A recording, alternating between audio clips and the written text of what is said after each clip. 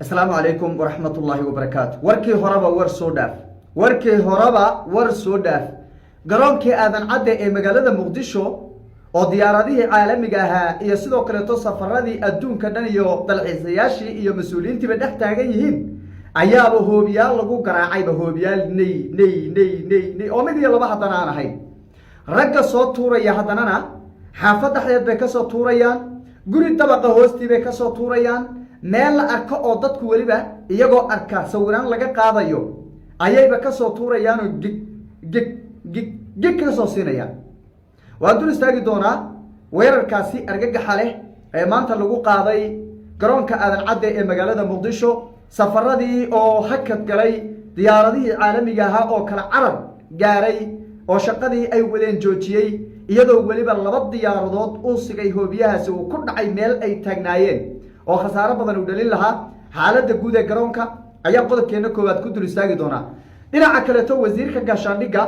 ee dowladda federaalka ee soomaaliya wasiirkii hore ee jamhuuriyadda wasiirkii hore gaashaandhigga aan dhahne hadda xoog buu iskaga haystaaye wasiir tiktok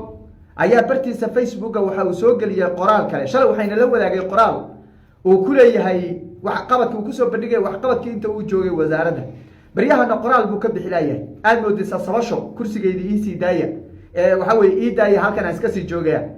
wuxuu qoraal soo geliyay la yaab loo uu leeyahay waxa amal la qabto amalkaydii igu farxad badnaa wuxuu ahaa buu yidhi markaan turkiga u saxiixay buu yidhi badda soomaaliya ilaahayna ajir ha iga siiya buu yidhi camalka isaga bal waayahay adiga i daawanaya hadalkaasee kuu leegyahay ma xoogaagii lacagta uu ka helay baa farxaddu ma interesti kale ugu jira ma camal ilaahay loogu dhawaadu ahaa in turkiga badda lagu wareejiyo bal adiga i daawanaya sidee ayay kula tahay iyadana anigana aragtidayda waa idinla wadaagi doonaa iyo qoraalkaasi waxaan dhinaca kaleeto dul istaagi doonaa maalmahanba waxaa taagan khilaaf u dhaxeeya isaga waa wasiirka gaashaandhig wasiir tiktok iyo xamse cabdi barre maxay isku hayaan khilaafkooda maxay tahay sababta xil wareejin u samayn layahay wasiirka gaashaandhigga oo loo magacaabay wasiirka dekedaha iyadana waan dul istaagi doonaa amniga magaalada muqdisho iyo xaaladiisa oo faraha kasii baxaya iyadana waan soo qaadan doonaa iyo habacsanaanta laamaha amniga ayaan iyadana dul istaagaynaa muuqaalka like saaro fogeeya meel dheer ka tuura aynu ku bilownay saaka iyadoo weliba subaxnimo oo barqin ay tahay barqin weliba duhurkii soo dhow yahay sida ay wararku sheegayaan ayaa hoobiyaal ooda looga qaaday garoonkii aadan cadde magaalada muqdisho lix hoobiye ayaa lagu tuuray garoonka laba waxay ku dhaceen raanweygii diyaaraduhu ay ka duulayeen waa hadda raanweygii wey labo raanweygii bay waxa weeye yay ku dhaceen labana waxay ku dhaceen iyo saddex waxay tahay garamaynay xaafadaha ku dhegan garoonka ayay ku dhaceen oo dad shacab ay dhibaato gaarsiiyeen labana xerada xalane iyo dhinaceeda ayay ku dhaceen oo qeybtan xigta dhinaca diblomaasiyiintu ay degan yihiin ayay iyadana ku dhaceen si kastaba lix hoobiye ayaa ooda looga qaaday oo kadha lagaga geliyay waxa weeye lagu weeraray bal ka waran haddaan ku idhahdo nimanka iyaga ee weerarka qaadaya magaalada dhexdeeda ay joogaan dabaq hoostii bay kasoo tuurayaan fooq bay hoos taagan yihiin lama soo qabanin baa lagu leeyahay maalin walba xaafaday kasoo tuurayaan iyo magaalada kasoo tuurayaan nin baa taliyo u ah oo ciidan baa jooga guddoomiye degmaa jooga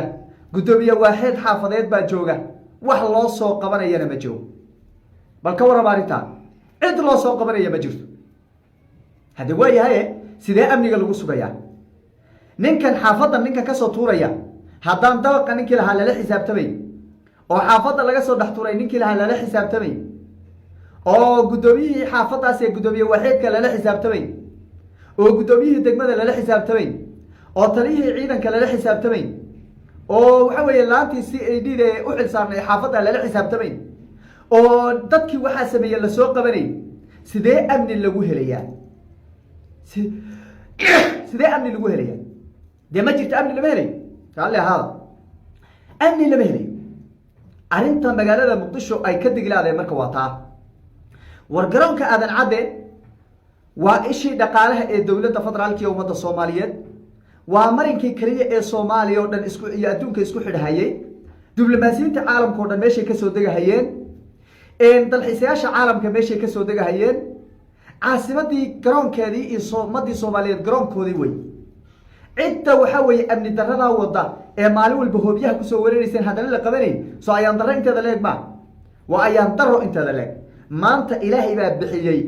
meeshay ku dhufteen nimanka waxay rabeen laba diyaaradood halka taagan inay gubaan oo diyaaradaha halka taagan ay gubaan beermeen raanwaygi bay ku dhaceen baalada raanwaygi hada waa raanwaygi diyaaradu ay ku ordaysay hada fadhadhadhadhag ay ku socotay taas bay ku dhaceen oo bahaladu ay ku dhaceen labada diyaaradu hadda ku dhacay ka waran khasaare intee dhan way ceeb intee dhan baa dhacay garoonkeennisa hadda dhaawac intee dhan baa soo gaaray ilaa garoon international loo hay dhaawac intee dhan baa soo gaaray dhaawac aad u weyn baa soo gaaray laanta si ay diiday in la xisaabtamo way sirtoonka la xisaabtamo way ee ogaan weyday ragga iyaga waxay qorsheynayaan ogaan weyday in la xisaabtamo way taliyaha ciidanka ee xaafadda laga soo turay in la xisaabtamo way gudoomiyaha xaafadda waxa gudoomiye waaxeedka xaafadda in la xisaabtamo way gudoomiyaha degmada in la xisaabtamo way in la isku xisaabtamo way amniga faraha ka sii baxaya ee magaalada Muqdisho ee ummadda Soomaaliyeed lagu dhibaataynayo xaaladda Muqdisho markaad eegto hadda marka ka dambaysa waa ka sii daraysa waa mar la yiraahdo kooxdii oo dhaxqulquli baa la arkay mar la yiraahdo xaafadaha iyo wadooyinka iyo taagan baa la arkay mar hoobiyaal lagu garaacay mar madaxweynihii dhanaaba la weeraro oo qarax loo dhigay noqotay xaaladdu marka ka dambaysa faraha ayay ka sii baxaysaa waxaa la rabaa marka war arrintan wax loo dul qaadan kara ma ahayn cidda ku shaqada leh in lagu la xisaabtamo way kulli waxaad ii doontaan afkii khawaarijtaad ku hadlaysaa war maya war inaan isdhaliilo war inaan xaq waxa way sheegno war inaan dhahno war halkaas ay baashu ka quruntay war inaan dhahno war yaa lagu xisaabtamay mas'uuliyadan qaadaya war dadka mas'uuliyadan leh ha lagu xisaabtamo in la yiraahdo naaf khawaarij maaha waan ku ogahay adiga daawanaya in badan oo daawata soo qori doonto afka khawaarijta ku hadliya mucaarad baatay wax noocaas soo qoriyaan war arintan farahay ka baxday arintan hal la gaaro hadii kale magaalada Muqdisho waa lagu kala tagi doonaa taasi waa mid ah dhinaca kale to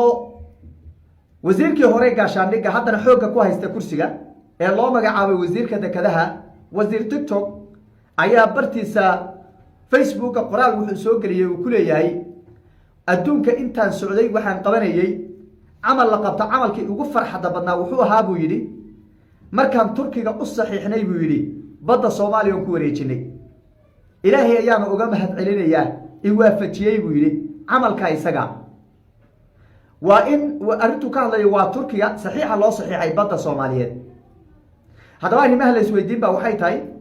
Turkigu in badda Soomaaliya loo saxiixo ma amal ilaahay loogu dhawaanba ma amal wanaagsanba ma saxbay ahayd ma la islo gal yahay arin saxamiyay ahayd wax kale to uu qabto ama waxa weeye ma jirta miya maxay tahay sababta wasiirku oo waxa weeye u soo celinaya si qoraaladan oo leeyahay wax qabad baan qabanay karaan maalin walba uu leeyahay Turkigu se muxuu Soomaaliya u qabanayaa oo badda Soomaaliya ka qabanaya amalkaas ma amal ilaahay loogu dhawaanba mise waa amal isaga laba dawladood ay ku heshiiyeen aniga aragtidayda marka in la wadaago oo qiimeeyo qoraalka wasiirka gaashaandhigga aan qiimeeyo waxaan ku qiimeynayaa oo kaliya in wasiirku xoogaa lacag laga siiyay asagana Turkigu wax ku soo bartay oo xoogaa luqad yaqaanay uu soo dhameeyay oo siiyay xogaalka lacagta uu qaatay farxadda ay ka keenayso uu leeyahay waan ku faraxsanahay xoogaa lacag oo ku saban ka helay uu leeyahay arrintaa ma ku soo ku micneeyay oo ka saari waay waxa maanta la muuqdo oo hadda Turkigu badda Soomaaliya uu ka qabtayna ma jiro haddii uu qabtana de waa laba dawladood oo heshiis galay oo Turkiga Soomaaliya oo heshiis galay way marka waxay kaga duwan tahay malaha heshiisyadii la galay ee Masar la galay ee Azerbaijan la galay Kenya la galay waxay kaga duwan tahay waa laba dawladood oo heshiis galay way marka waxa uu leeyahay amal baa lagu dhawaan sidana lagu dhawaan waxaad moodaa xoogaa arin marin habaabin oo isaga de farxadiisa uu ka dhax arkay oo bulshadana uu doonayo wax quman fiican inay ahayd ayaan anigu u arkaa waynu eegi doonaa wixii ka soo kordho muqaalladana dambe ayaan idin kula wadaagi doonaa